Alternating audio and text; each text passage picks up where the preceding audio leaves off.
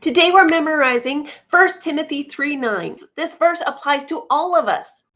Hi friends, I'm Miss Nancy Ruth. And I'm Mr. Roger. We want to see kids living for Jesus. First, let's memorize the verse together. 1 Timothy 3:9. Holding the mystery of the faith with a clear conscience. 1 Timothy 3:9. Some of the things in Scripture and having to do with God and our relationship to Him are really hard to understand, and we can't always figure it all out. The human mind can't understand it all because we're not God. And sometimes that can be kind of hard, especially when other people don't believe what we believe.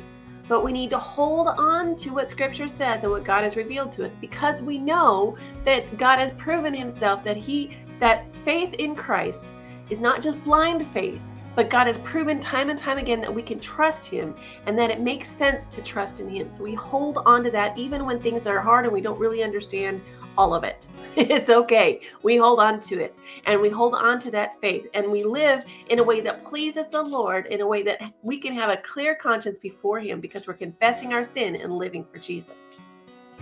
1 Timothy 3:9. Holding the mystery of the faith with a clear conscience. 1 Timothy 3:9. Now, if we back up and we look at the larger context, we see that in this chapter, Paul is talking to the overseers and deacons. Some translations say bishops.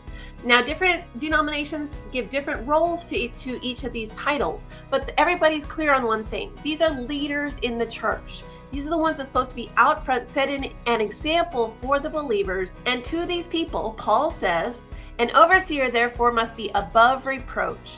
This reminds me of a verse in Leviticus where God said, "Be holy because I am holy," talking to all His people.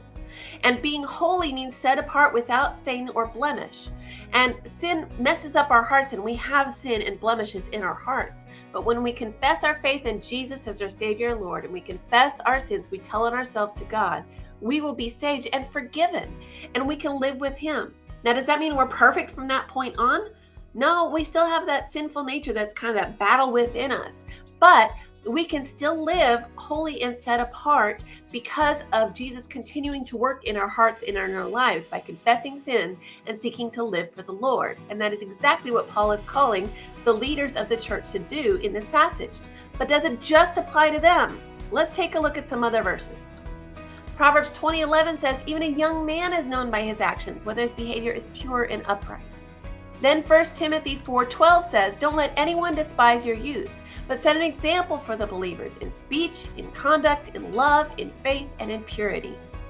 So really, if we look at the larger context of Scripture, this verse applies to all of us. All of us should be pure and blameless, and this is how we can do this. 1 Timothy 3:9. Holding the mystery of the faith with a clear conscience. 1 Timothy 3:9. To learn more, check out one of these videos. Which Bible verse should we do next? Let me know down in the comments. Don't forget to subscribe. We post memory verses in 4 translations, key passages, answers to Bible questions, and more.